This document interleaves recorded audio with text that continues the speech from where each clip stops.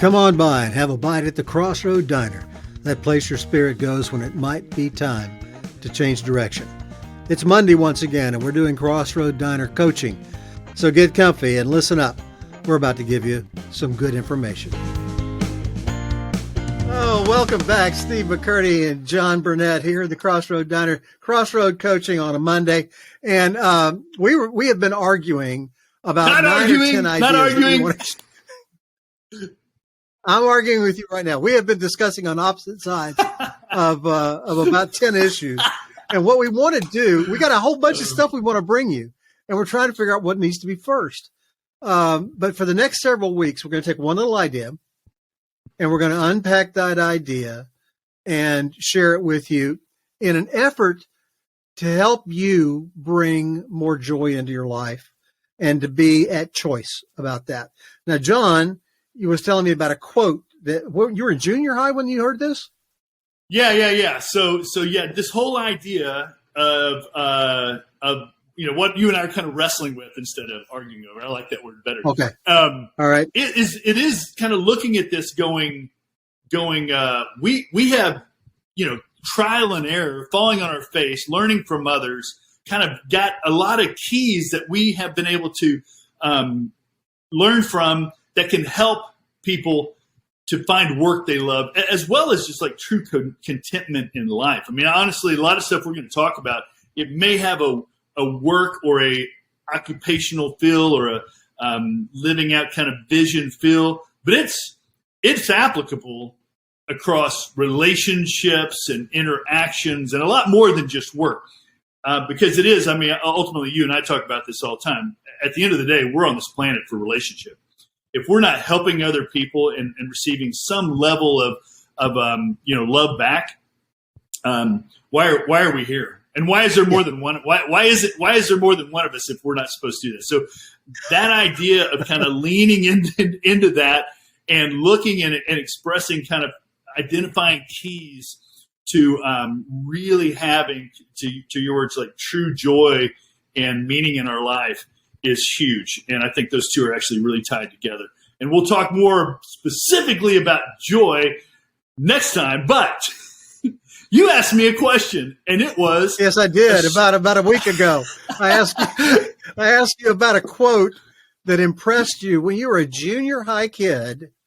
Yes. And so tell us that story. Well, so, and we're talking 7th grade, right? So I have a December birthday. I was 12 years old. When you think about that, it's like, well, that's nuts, right? So, or 13. I can't remember how the school system works in Texas, but which could be part of the problem with the Texas educational system. Anyway, that's a whole nother story. So, but you digress. I digress on a regular basis. Thanks for bringing me back. Yeah, we're 3 minutes in. Let's get to it. It's my 7th grade year.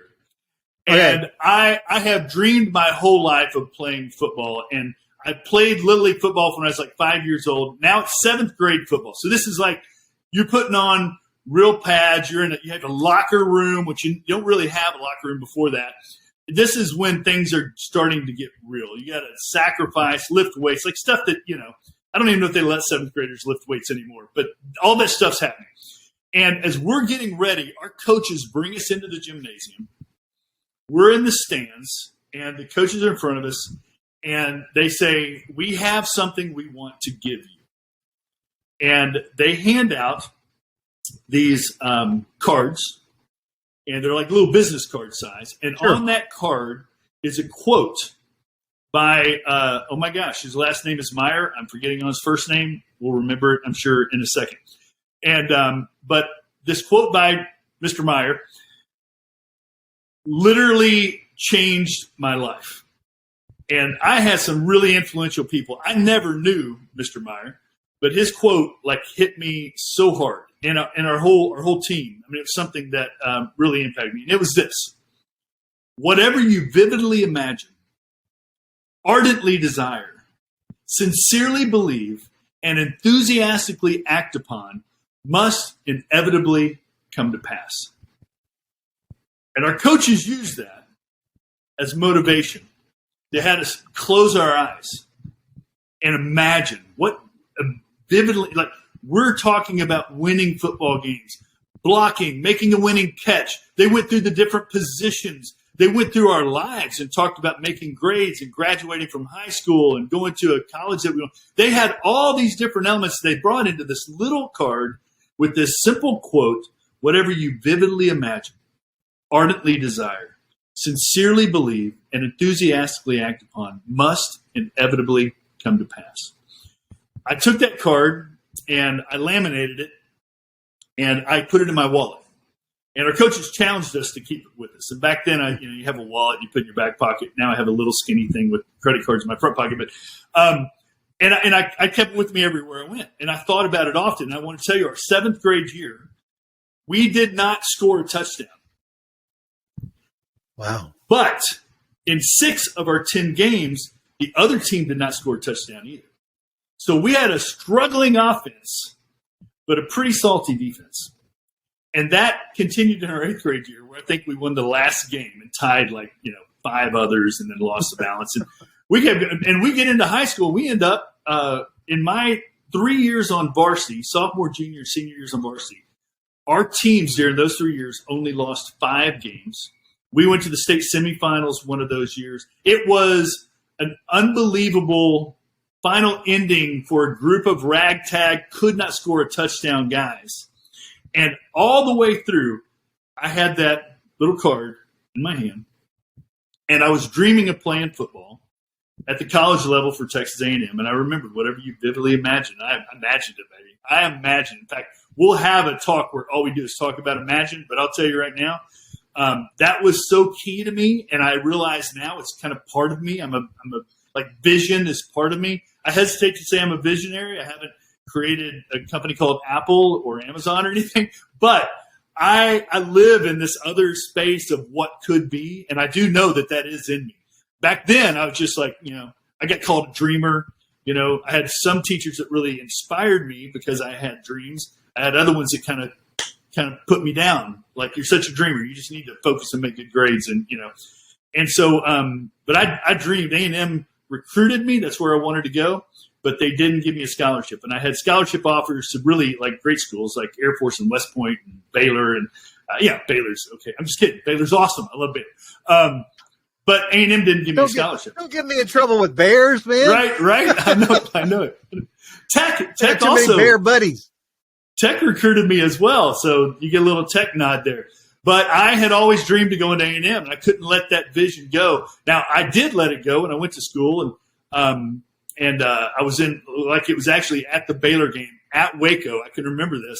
I'm in the stands. We're struggling, and it just hits me I should be there. I should at least be on the sideline encouraging other people. I gave up on my dream, and I went back after that game. The next week, I went to the coach who had recruited me. His name's Jerry Pettibone. He's a legend in Oklahoma. He did an amazing job for us at A&M.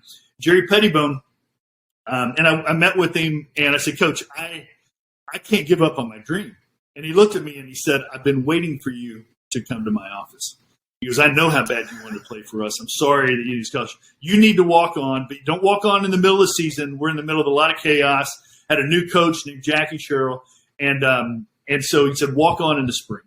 And so that vision was there, and I continued towards it. And I want to tell you, I'm going to go ahead and use this as part of this story. I walked on, and I went to the training room to get my equipment in the spring, and it was off season, so it was shorts and that kind of thing. My jock, I had to tie it because they gave me one that was all stretched out. I'm telling you, my socks had holes in them. I literally looked at them and I said, are these somebody else's, or when do I get the new ones? And they're like, no, that's what you got. The shoes were all used and had holes in them and no soles. It's so slippery.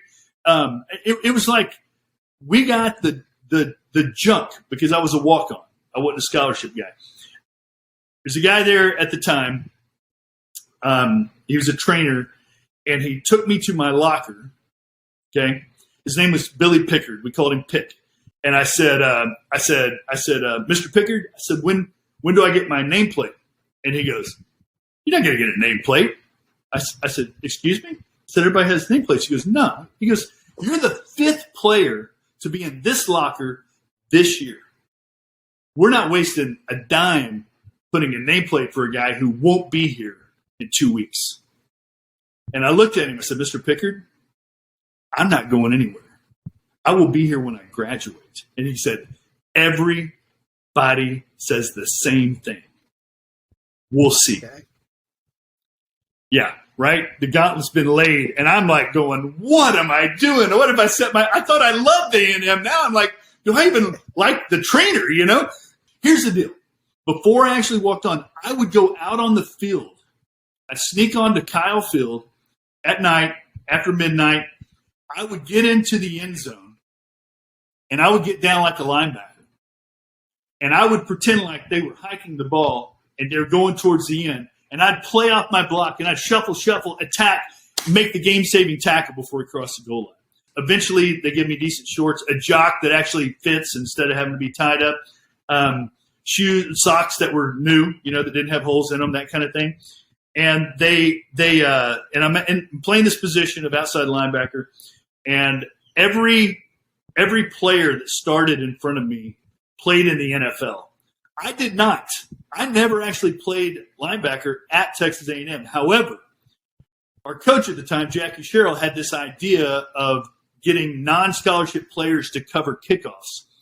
And there's a whole legend around the 12th man and the student body being the 12th man of the team. He said, I'm going to take students like that don't have scholarships, just regular people like guys like John Burnett, and I'm going to have tryouts. It had 200-300 kids every semester that would try out, or every year that would try out to make the 12th man and make like anywhere between 18 and 28 spots on the 12th man kickoff team to cover kickoffs at home games, and we ended up going to bowl games. And so I realized at linebacker I might never see the field. And so I'm not going to give up on that, but I'm going to go ahead and go out for the 12th man. And I ended up making the 12th man and ended up being on special teams. And so while I never actually played as a linebacker during a game, I practiced like crazy. I practiced at every position because I was doing anything I could just to get a shot. I played offensive tackle against some of the like NFL, Ray Childress, NFL Hall of Famer, who used to put me on roller skates, 320-pound Marshall Land, who I couldn't even hold a candle to that guy. But I was doing it. I'm just like, yeah, put me in, coach, anywhere, everywhere, right? Because I've got this dream that I'm going towards. And it was hard. There were many days I was not happy, but I was content because I was following my dream. And so the pain, and I'll even call it the suffering, because I have a scar on my wrist you can't see, because in one of the kickoffs, actually we were playing Texas Tech, and I got clipped from behind and went down on my wrist and broke my wrist. Thank you very much, Red Raiders. And it was worth it. I played with a cast on that hand because I didn't want to take a chance of losing my position. Ended up having surgery, all that. It was pain and suffering, far worse than having a jock that didn't fit. And I went through it. I've got stories that could fill probably 10 podcasts of different things that happened, like really being treated really, really hard. But eventually, the scholarship players grew to appreciate the heart that the guys like me, the 12th men, had, and the desire that we had, because we weren't there because we had a scholarship and might be playing in the NFL someday. We were there because we wanted a chance to play college football, and specifically college football for 16. We had a dream. We had imagined success. And what happened is, I believe that combination, and both scholarship and non-scholarship people and coaches have given credit to this, that the combination of our heart and desire pushed the scholarship guy, and we ended up gaining this mutual respect. And then we won a Southwest Conference championship, and played Auburn in the Cotton Bowl and beat Auburn and when Bo Jackson was a Heisman Trophy winner. And then we won a second conference championship in a row. And we went to the Cotton Bowl again because that's where the champion of the Southwest Conference went back in the day. And we played Ohio State and Chris Spillman and actually got our butts kicked. And then we did something unheard of. After beating Texas for the fifth year, our class never lost to Texas.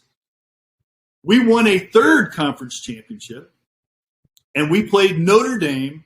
And lo and behold, Steve, I had not realized my dream of playing linebacker, but I am now on a three in a row, a three-peat conference champion, playing in the Cotton Bowl, which is the highest bowl game we could go to at that time, against Lou Holtz, legendary coach, Notre Dame, legendary team, and Tim Brown, another Heisman Trophy winner who had won his Heisman in large part by returning kickoffs for touchdowns. So the big thing was, leading up to the Cotton Bowl, is Jackie Sherrill, Coach Sherrill, going to actually start this bunch of ragtag, no-name walk-ons against the Heisman Trophy. I got interviewed by CBS. I'm a nobody, and they picked somebody to interview, and they interviewed me on CBS about what it's like to go against the Heisman Trophy winner. I stumbled through some response that made it to air. And then we play Notre Dame, and we beat them 35-10, which for just the score is wonderful, right?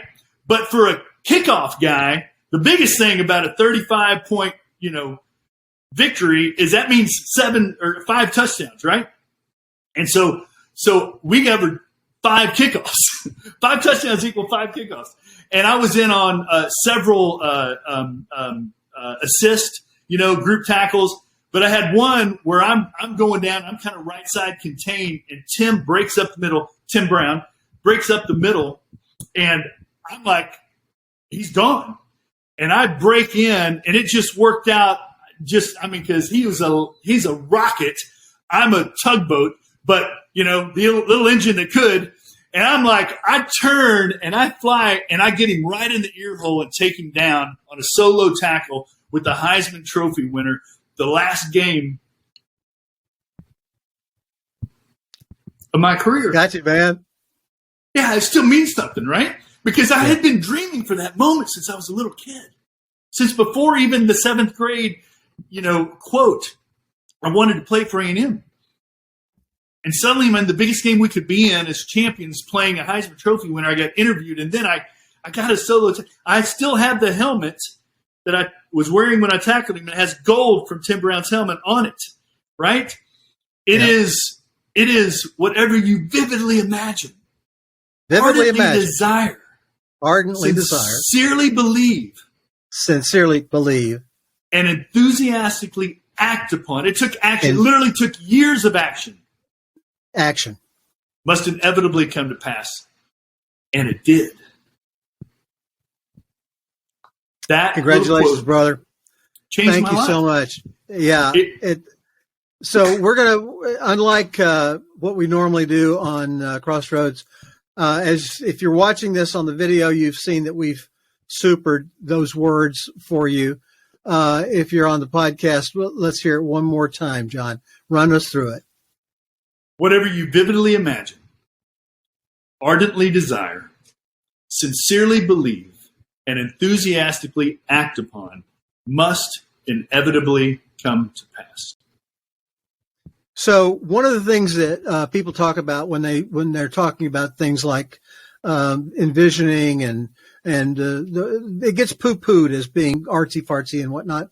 And that's because a lot of people think that the law of attraction is you think about it a bunch and it comes your way. And that's not it. It takes the action that John was talking about and that commitment and focus. There's so much more. Experiment. Yeah. As an experiment this week, I would like you to pick one thing that that is important to you and rehearse this process. Go through all 4 steps and see where we are next Monday, CrossRoad Diner and CrossRoad Coaching. Hey, and let me throw one more thing in because he needs to get full credit. It's Paul Meyer is the guy that's his quote, just to make sure we get credit where credit's due. Absolutely. We've certainly got to do that. So as I tried to a minute ago, I'm going to sign this off again now. Whenever John and I start talking, the time disappears. We get into stories and these things just go for weeks. But I'm going to cut it off right now. Steve McCurdy, John Burnett for the CrossRoad Diner Coaching. We'll see you next week. Come on by and have a bite at the CrossRoad Diner, that place your spirit goes when it might be time to change direction. If you like anything at all about what we do, give us a like and a subscribe so we can spread the word farther faster. And be with us next time when we look at another facet of how you can be you to your fullest.